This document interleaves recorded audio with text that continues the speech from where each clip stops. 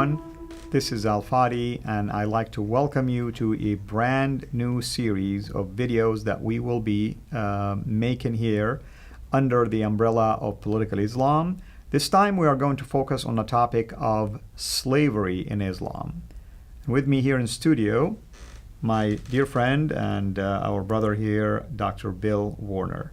Bill, welcome back, and thank you for agreeing to join us again to talk about such a difficult topic. Well, actually, the reason I do it is you and I have fun discussing this. Amen. So, Bill, slavery in Islam is, in and of itself, just the topic or the title is troubling. Yes. And especially in an age that we're living in where people are becoming more and more hypersensitive to anything that is historical. You know, I mean, we see the topic of reprobation in the U.S., about things that happened in the past, actually. Right. We're not like happening right now, or things that were not even ordained, for instance, by any religious authority. They were done just by men. Mm-hmm. So when it comes to slavery in Islam, you've done some research on that, Yes. Share some of the things that you came across yourself. I mean, I'm asking you as a Westerner, of course, because I want to show people who are Westerners or not Arab speakers how easy it is to uncover things like this. Well, I spent 8 years teaching at basically a black university. And one of the things that I noticed is they knew nothing about slavery except they were very sensitive to it. The theory is that evil white men on wooden ships went into Africa and brought back slaves to bring to America. There's some truth to this, but it's not nearly this whole story, because it turns out it's impossible for this to work this way. Ship sailors are not in the business of being slavers, they're in the business of sailing ships, and so they stopped in Africa to pick up the slaves who were already in slave pens. That is, this was a business transaction. Well, how did the slaves get into those pens? Well, this is this thing we want to talk about, because it turns out that there were over 11 million slaves that were brought in from the west coast of Africa, and for every slave that wound up being on the plantation, 5 more died before that, because That's right. There's a lot of collateral damage in collecting slaves. But I found that at this university there was a complete lack of ignorance about the nature of slavery, that is, that Muslims sold the slave to the white man. I was listening to an interview on NPR, and they were beginning to at least discuss the subject of slavery and to agree that, well, it was African tribes who captured other Africans to sell them to the white man. We're getting closer, right? But we're not there, nor did we actually get there, because it turns out that the reason they were there was this was a process of jihad that collected the slaves, and they had very good doctrinal reasons for doing this. Muhammad was a slave owner. He was a slaver. He gave slaves away as presents. He wholesaled them, he retailed them, he had sex with them, and so Muhammad was deeply involved in the business of slaving. And he also made money on them. Mm-hmm. When he killed the Jews in Medina, the women who were left were wholesaled off to be sex slaves. So slavery is very much a part of Islam. Now, in the book on Sharia, The Way of the Traveler, they like to blow this aside and say, well, no, actually what they say is that Islam treats a slave much better than what you're used to. Mm-hmm. That is, slavery was almost a job you'd apply for on Craigslist if it were offered, but no one actually takes that job up. I wonder why.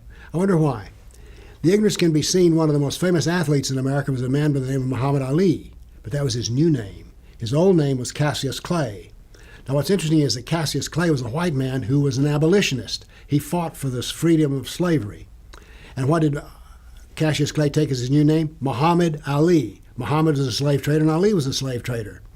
The reason this is important is I have no objection to what a man wants to call himself, but at least you need to know the origins of it. And so you took off the name, the white abolitionist, and put on the cloak of the black slaver. So I think that we need to understand this, because you may say, well, this is just all in the history, Bill. Wrong. Go to your browser and just look up this. Modern slavery, Africa. Some estimates are there's as many as 9 million slaves being held in Africa today. This is important. I think it's also important that we understand history in the correct manner. That is, I don't say that the white men involved in this trade were any good, but I do say that the ones who put the business together were not any better than they were. We need to understand something else, is that we think of slavery in America as being black slaves. Well, there were Hindu slaves, there were white slaves. There were all manner of slaves. And again, I don't blame Muhammad for being a slave trader, because in his time and position, this was possible. That is, it was part of the culture. But we come back to this thing called the Sunnah, which is Muhammad is the perfect example of the perfect life. And so if he was a slave trader and had slaves, then why can't any other Muslim have it? That's right. So we have here that Allah ordained slavery. As a matter of fact, one of the things you mentioned earlier in the hadith, which was that if a slave tries to escape, that's bad. His prayers won't be, if you try to escape from your master, your prayers won't be heard. And what was the only way out of this slavery? If you converted to Islam, there was a possibility that you might be freed. But if you didn't convert, you would not be freed. So there's a whole business of slavery within the Islam, and it goes off into more details, which you can cover later. But the fact is, Islam and slavery are like this. They're bound up with each other. Even the poetic language. Muhammad's father was Abd Abdullah. Abd is slave, slave of Allah. That's right. So even being a slave is viewed as the best way to live your life. And Muhammad always said, don't praise me or consider me to be special. I'm just a slave of Allah. Exactly. Basically. And in other words, it's almost like pacifying the term slave here. It's like, it's a good virtue Right. to be a slave. But again, I come back to, if it's such a virtuous thing and such a good thing, how come you can't just put an ad in the paper? Wanted, slaves, apply. That's true.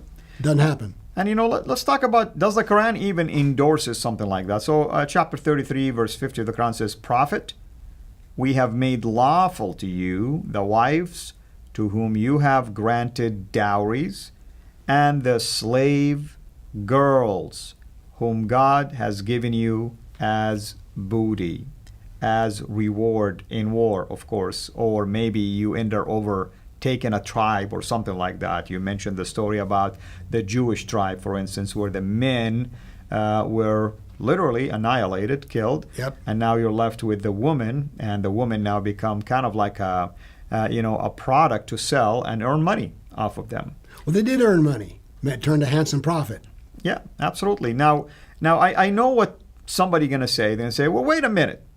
You go to New Testament, it's talking about slaves. True, it's talking about slaves. Those were slaves that were enslaved by the Romans, for instance, and others. If you are under that kind of a system and you come to Christ, the Bible kind of encourages you to stay patient. The Lord will bring basically a solution to that. Nowhere you're going to find Jesus or the apostles saying, I want you to go, and if you collect women, make them slaves. Or if you collect people from different nations, make slaves. He didn't say go and make slaves. He said go and make disciples. Here it says the following, we have made lawful to you. And if any Muslim is honest about the Quran, this is an open-ended permission that applies until today. Mm-hmm. Because the Quran is eternal. The Sunnah is eternal, that is the actions of Muhammad. So this is not just something that happened in the past.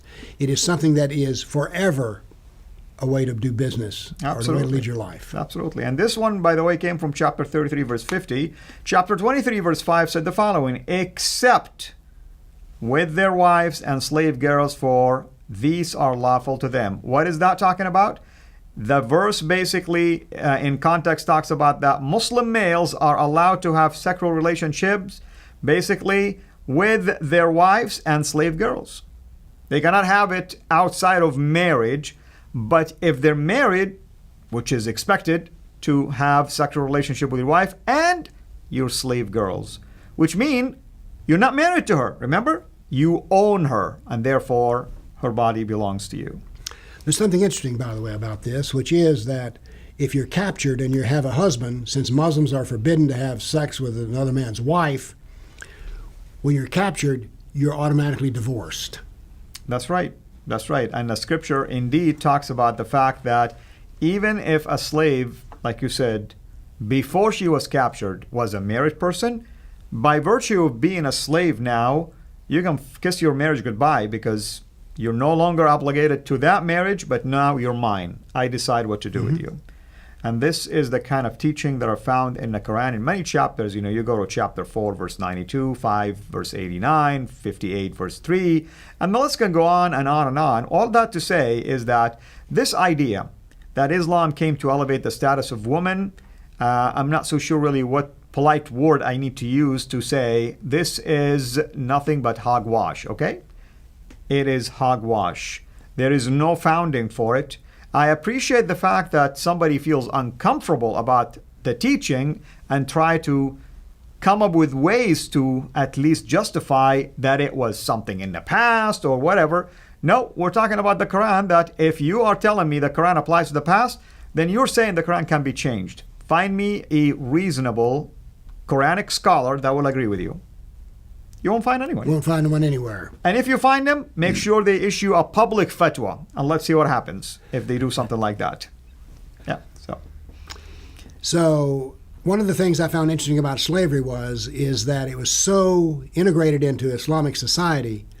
I gave myself a little project of putting together all of the Arabic words that refer to slavery, and which was an interesting list to make. And I was interested in doing this basically on what I call the snowflake or the snow theory. It is said that Eskimos have 100 words for snow. And of course we have one, maybe 2 or 3. And the reason that it's important is the Eskimos deal with snow all the time. So therefore they have a highly sophisticated language for that. So I went through the Arabic language dictionary and found out that there were over 40 different words for slave. What does that tell me? It was totally integrated into society and it was highly developed. I noted there were words that said escaped slave, the male, escaped slave female, and escaped child slave. Right. So all of these things say to me that it was very much a part of the society and was very sophisticated. And again, I think we need to study this not from the standpoint of history, but from the standpoint of it's here today. That's the reason there's slaves in Africa yet to this day, and more being taken. That's correct. That's correct. Well, this is obviously a deep topic, so I'd like for us to visit it back again in the next show, and we'll continue to explore together what does the primary sources, the trilogy, if you wish, teach about this topic. And we're going to really pick, examples and give you references, and we'll see how long this will take us. But technically speaking, this is a topic that deserves to be given attention.